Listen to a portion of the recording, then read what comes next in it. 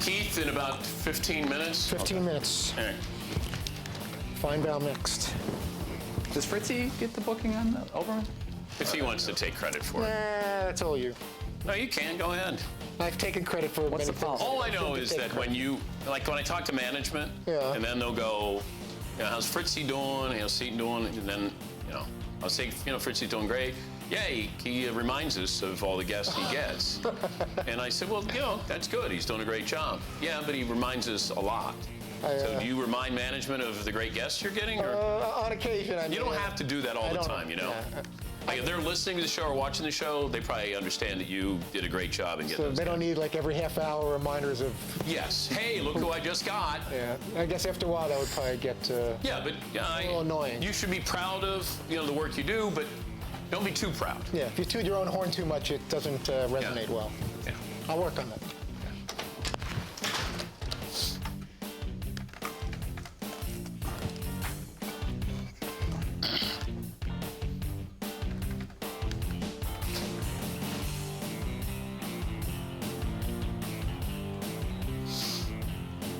Paul Feinbaum, how's it going? Thanks again for all the communication yesterday and today. And also appreciate the flexibility. We look forward to having you get your thoughts on the team. As we're coming back from break, I'll get going for you. And as always, thanks for taking a few minutes. Thank you. See that.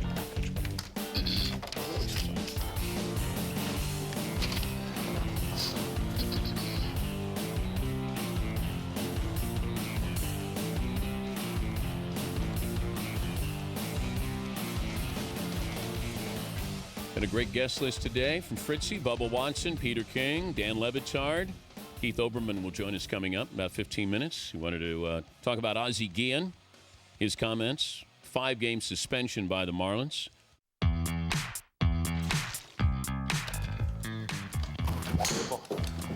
I'll never forget the first time I said that to you.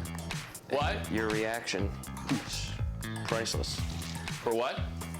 When I said that to you. What? 2:30. Your, I don't know that I could say it actually. My reaction to what?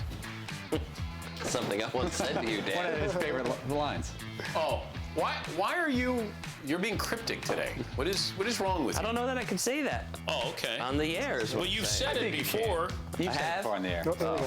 When you said your can balls explain do the origin. why? Fantastic show. This is Tom. You said something to me once. We disagreed on an opinion, and I said, "Your balls, dude. Why?" Yeah, and you I have said, no idea what that meant. Your balls, dude. Why? Yeah, why would you say your balls? And then you said to Olbermann, do you know what he said to me earlier today? Because this is when you did the hour together. He said, do you know, your balls, dude, why? But I don't know that response though. I don't really know either. Like we were arguing, and then you go, "Your balls, dude. Why?" What? I don't really know what that meant either. It's kind of like when you say, "Oh my," like when you balls. say something and you don't buy it. Yeah, put this birdie home. We want me to jump in there. Put this birdie. Well, I got to go entertain a nation for 30 more minutes, then I'll make the putt. Keith has just called. He's All right. DP.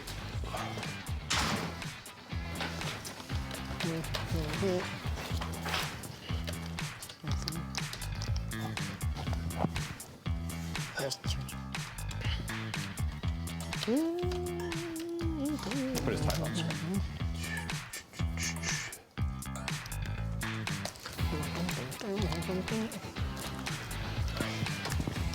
That's 15 minutes.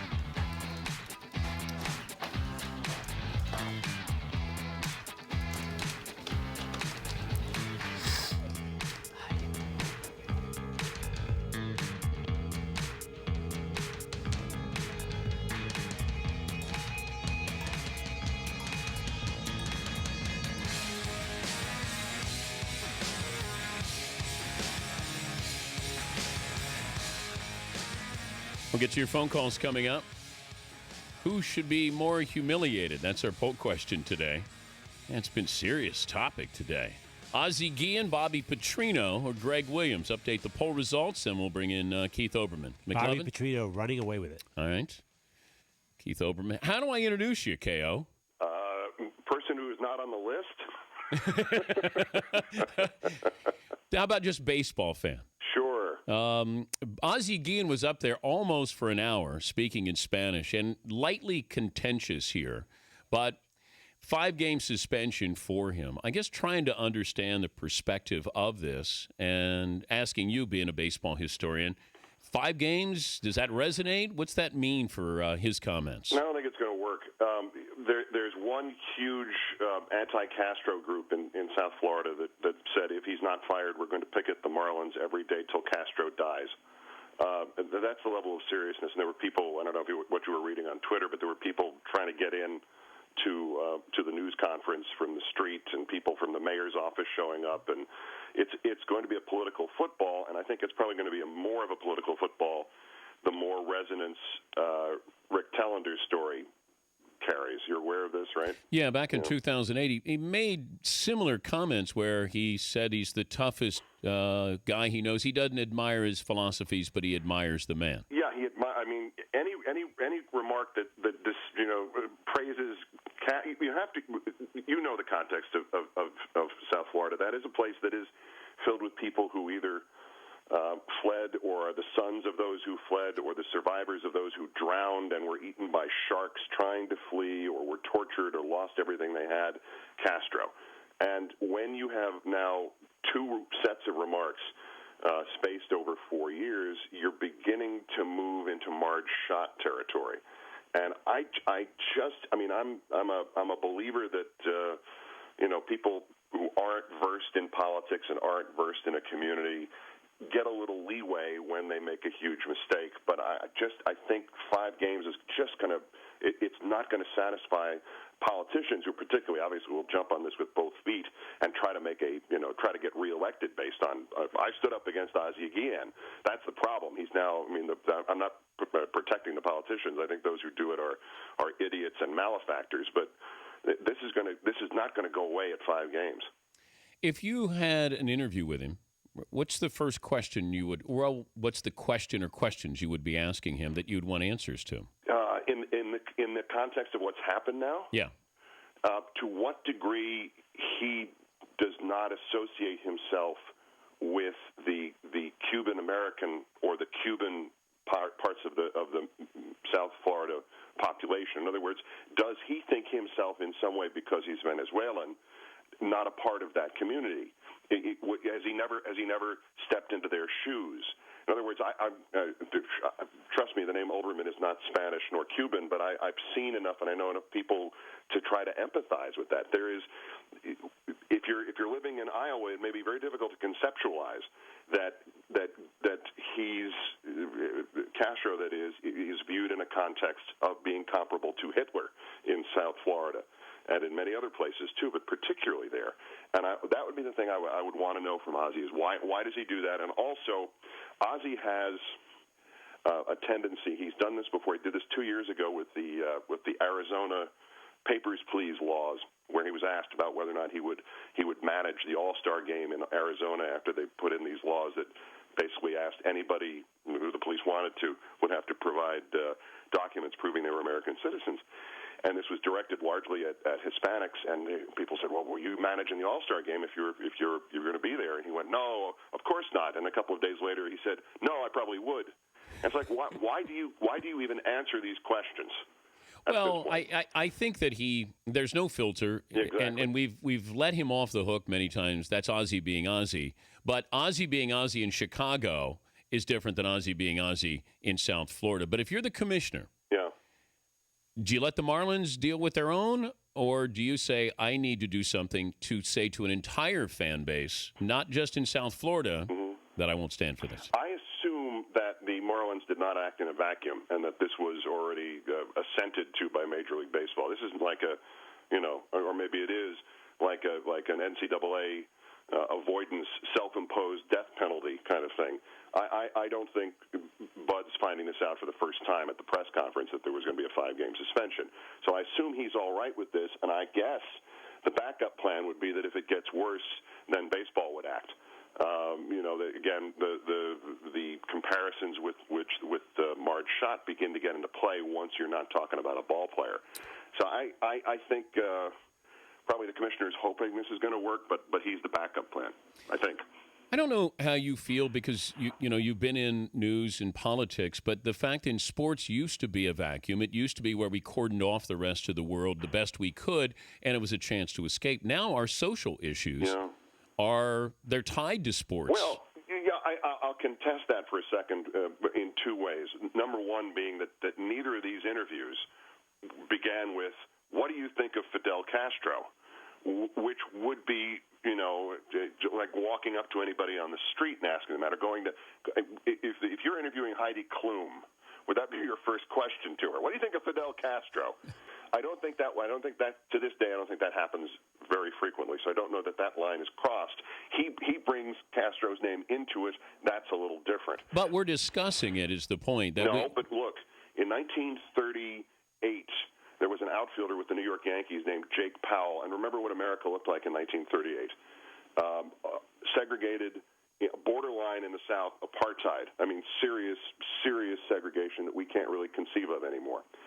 The New York Yankees were in the Bronx, adjoining several very large African-American communities. And Jake Powell told a reporter, a radio interviewer, that what he liked to do during the off-season was go home to, I guess, Illinois, or maybe it was Missouri, where he was a cop in the off-season, and he liked to bash the skulls of a group identified with an N-word. The Yankees, 1938, walked him around from bar to bar in Harlem so he could apologize to groups of fans, presumably, but African Americans of nearly 80 years ago, in person. So this is not unprecedented, and it's not something exclusive to our era. What is exclusive to our era is the instant communication that everybody knows about that immediately.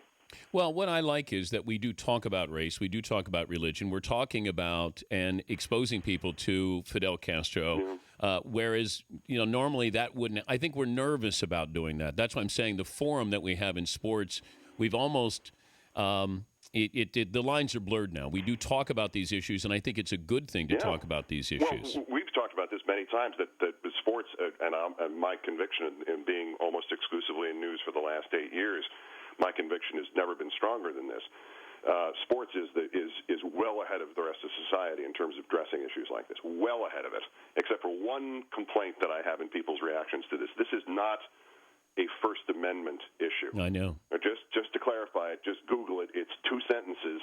The First Amendment just says the government can't stop you from saying something like that. He couldn't say it to Fidel Castro. He couldn't say it in Cuba. Right. If he was saying something negative, he would disappear. Right. He has freedom of speech here, but his employers do have the right to suspend him for saying something that costs them money, as they do you and I, probably me.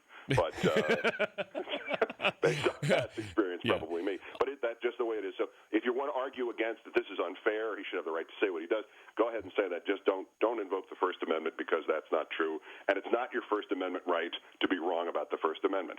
Are you headed back to sports? Or are you going to do news again? What are you going to do? Right now, this conversation that we're having here, this is my current job. If you have an opening, I'll be happy to apply. I don't think you need to say current job. You already had the current job. Thank you very much. My non-NBC job. It's less than a week and a half. I've been too busy meeting with all the lawyers. But you're taking on the former vice president. Not many people get to sue the former vice president of the United States. I believe there's more than one suit going against this company at the moment. So I don't want to. Obviously, I can't go into great detail, but I don't think that's necessarily true. So more suits in your closet or lawsuits? No, more suits. I'm a better dressed man than when we worked together in Bristol. And please don't ask me anything about Castro. I won't. 20 years ago, a couple of days ago, our first 20 years ago last Thursday. Yep. That was fun. I mean, both 20 years ago last Thursday and last Thursday. Yeah, it was. And I think looking back on it, it was just fun to reminisce of what it was at a time when the culture was different, certainly at ESPN, and we got away with murder. Yes, we did. We got away with murder, and I have you to blame.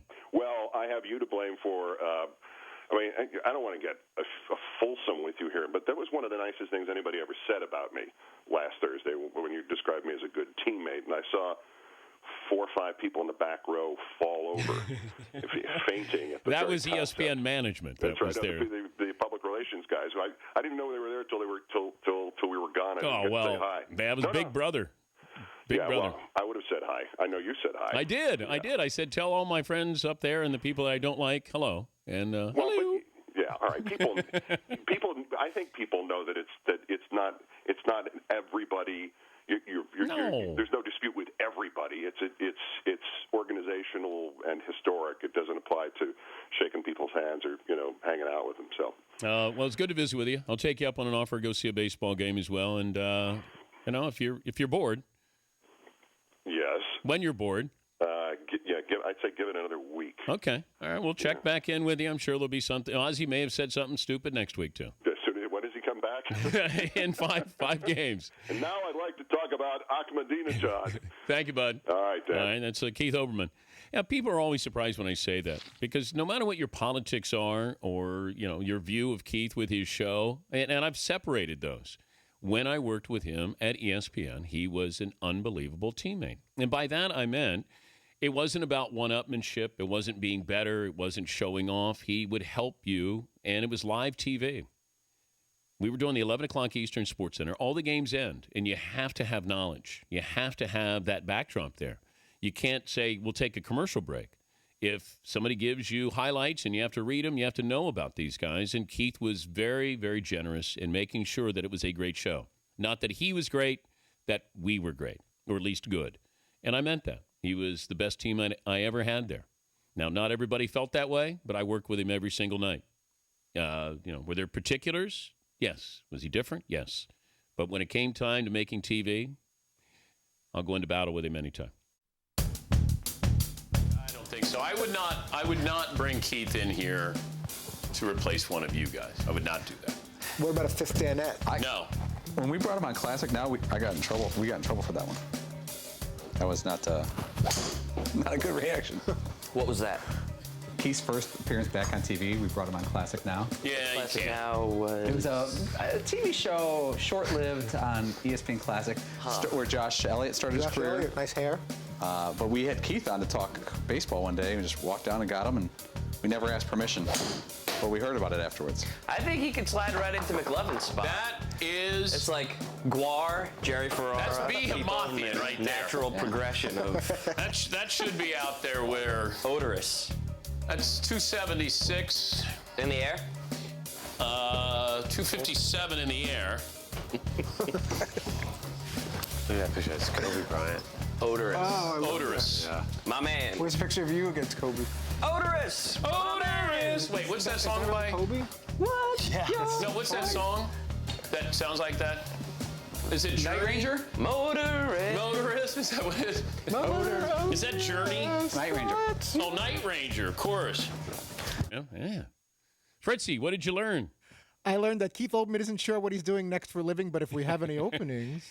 I can't bring in him to replace it, Dan. And, we have him on. People are like, never have him on again, or have him on every week. Never fails. Seton, what'd you learn? I learned the Yankees had a very hands-on approach to fixing things in the 30s. Yes, they did.